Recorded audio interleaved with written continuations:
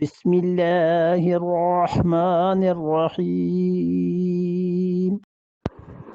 ولكل وجهة هو موليها فاستبقوا الخيرات أينما تكونوا يأتي بكم الله جميعا إن الله على كل شيء قدير وَلِكُلٍّ وِجْهَةٌ اور ہر شخص کے لیے، ہر امت کے لیے وجہتن ایک چہرے کی چہرہ پھیرنے کی جگہ ہے، هو مولیہا جس طرف وہ اپنے چہرے کو پھیرتا ہے۔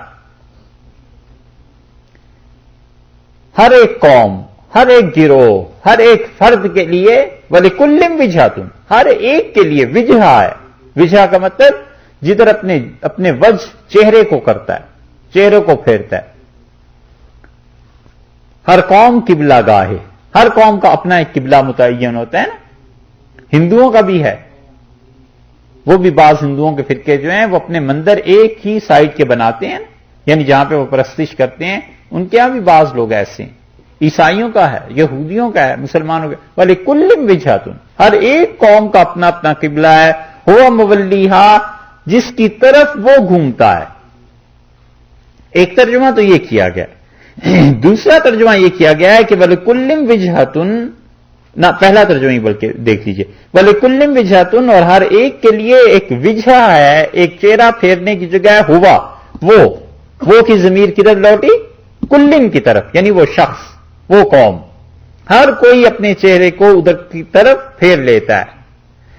اور دوسرا ترجمہ یہ کیا گیا ہے کہ وَلِكُلٍّ وِجْهَةٌ اور ہر ایک کے لیے اختیار ہے، ہر فرقے کو اللہ نے اختیار دیا ہے دنیا میں کہ گمراہی پہ چلنا چاہتے ہو تو اللہ نے کوئی جبر تو نہیں کیا، ہدایت پہ آنا چاہتے ہو جبر تو نہیں کیا۔ وَلِكُلٍّ وِجْهَةٌ ہر ایک قوم کے لیے ایک قبلہ ہے، هو مولیہا اللہ اسے ادھر پھیر دیتا ہے۔ جب وہ اپنے اختیار کو غلط استعمال کرتا ہے اللہ اسے چھوڑ دیتا ہے، اجازت دیتا ہے۔ یہ دوسرا ترجمہ کیا گیا، هو مولیہا اللہ اسے پھیرنے والا ہے۔ جب کوئی جان بوجھ کے زہر کھائے تو اللہ پھر اسے موت دینے والا ہے، جب کوئی جان بوجھ کے آگ میں چھلانگ لگائے تو اللہ نے عادت رکھی ہے آگ کی، اللہ اسے جلانے والا ہے۔ وَلِكُلٍّ وِجْهَةٌ هُوَ مُوَلِّيهَا اور دیکھو ہر ایک کے لیے قبلہ مقرر ہے جو اپنے اختیار سے کرتا ہے، هُوَ مُوَلِّيهَا اللہ کی ذات اسے پھیر دیتی ہے اس طرف کو۔ اور حقیقت میں تمہیں بتائیں سو کرنے کا کام کیا ہے؟ فَاسْتَبِقُوا الْخَيْرَاتِ ان بحثوں کو چھوڑو، نیکی کے کام کیا کرو، آگے بڑھو نیکی کے کاموں۔ بس اللہ نے قبلہ تمہارا متعین کر دیا ہے، اب اس بحث کو چھوڑ کے فَاسْتَبِقُوا الْخَيْرَاتِ نیکی کے کاموں میں ایک دوسرے سے سبقت لے جاؤ، نیکی کے کاموں میں ایک دوسرے سے آگے بڑھنے کی کوشش کرو۔ اسی بات کو اللہ تعالیٰ نے 30ویں پارے میں بھی بیان کیا ہے سورہ مطففین میں۔ وہاں دیکھیے اللہ تعالیٰ نے کیا ارشاد فرمایا، 30واں پارہ ہے اور سورہ مطففین 83 نمبر ہے سورہ۔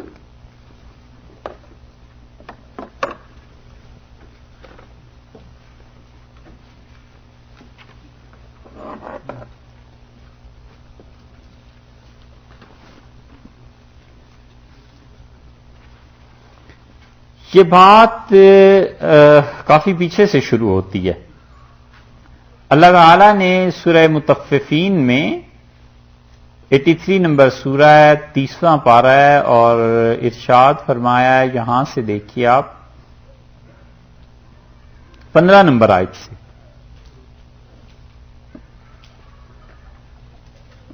کَلَّا إِنَّهُمْ عَنْ رَبِّهِمْ يَوْمَئِذٍ لَمَحْجُوبُونَ ہرگز ایسے نہیں ہوگا جو کچھ کے کافر کہتے ہیں کہ یہ قرآن پچھلے زمانوں کی کہانیوں کا مجموعہ ہے۔ انہم عن ربہم یومئذ لمحجوبون یقیناً یہ لوگ قیامت کے دن کافر اپنے پروردگار سے پردے میں رہیں گے، اللہ کی زیارت انہیں نہیں ہوگی۔ ثم انہم بصاد الجحیم اور پھر انہیں جہیم جہنم کے ساتھ ملا دیا جائے گا۔ ثم یقال پھر ان سے کہا جائے گا ھذا الذی کنتم بہ تکذبون یہ ہے وہ جہنم جس کو تم دنیا میں جھٹلاتے تھے۔ یہ ہو گئی ایک جماعت. تو کیا ایمان والوں کا بھی یہی حشر ہوگا؟ اللہ نے کہا کلا، ہرگز نہیں. ایمان والے ان کتاب الابرار لفی علیین، جو نیک لوگ ہیں ان کو تو ہم علیین بہت اونچے مقام پر جگہ دیں گے. وما ادراک ما علیون، اور تمہیں کیا پتا یہ علیین جس جگہ کا، جس مقام کا ہم ذکر کر رہے ہیں، یہ کیا چیز ہے؟ کتاب مرقوم، ایسا مقام ہے جس کے متعلق لکھا گیا ہے یشہدہ المقربون، اللہ کے بہت قریبی بندے اس جگہ پر داخل کیے جائیں گے.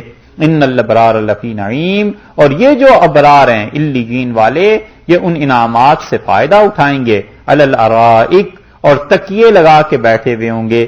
ینظرون، ایک دوسرے کے سامنے دیکھ رہے ہوں گے. تعرف فی وجوہہم، اور تم ان کے چہرے دیکھ کر پہچانو گے. نظرۃ النعیم، کہ اللہ کے انعامات کی رونق، خدا کے انعامات کی کا اظہار ان کے چہروں سے ہو رہا ہوگا. یسقون من رحیق مختوم، اور انہیں پلائی جائے گی ایسی شراب جس پر مہر لگی ہوگی. ختامہ مسک، اور اس شراب کا آخری گھونٹ وہ ایسا انہیں مزہ دے گا جیسے مشک ہوتی ہے. وفی ذالک، لوگوں ایمان اور کفر کے یہ اعمال، مومن اور مسلمان اور کافر کی یہ دوڑ، وفی ذالک، یہ ہے وہ مقام. فلیتنافس المتنافسون، بڑھنے والوں کو چاہیے کہ اس میدان میں آگے بڑھیں. فلیتنافس المتنافسون، مقابلہ کرنے والے کو چاہیے کہ اس میدان میں مقابلہ کریں.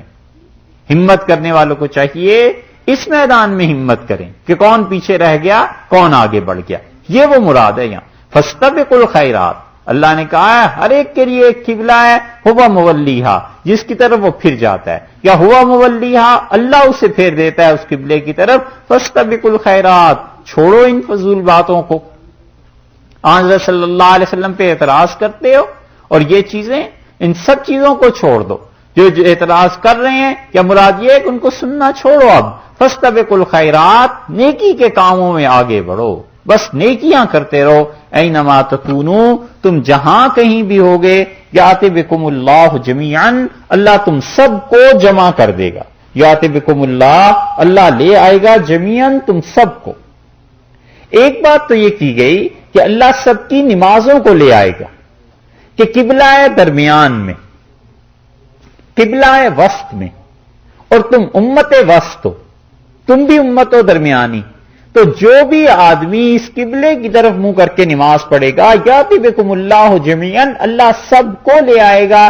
یعنی کسی کا قبلہ شمال کی سائڈ پہ بن جائے گا دنیا میں، کسی کا جنوب کی سائڈ پہ بن جائے گا، کسی کا ویسٹ میں، کسی کا ایسٹ میں، اس لیے کہ دنیا تو ہر طرف ہے.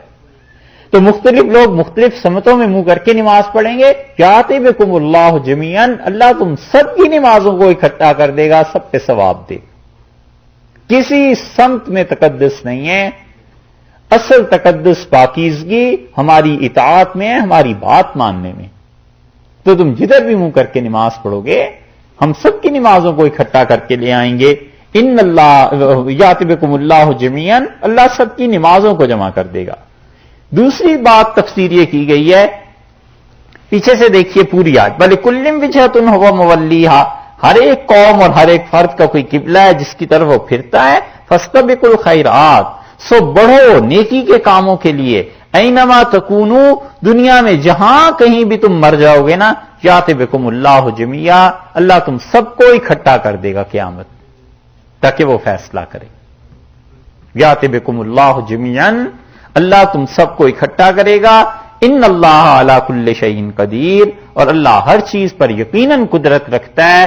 تم کسی مذہب ملت سے ہو، کہیں بھی منہ کر کے نماز پڑھ رہے ہو، اللہ تم سب کو جمع کر دے گا. قیامت میں ان اختلافات کا فیصلہ ہو جائے گا.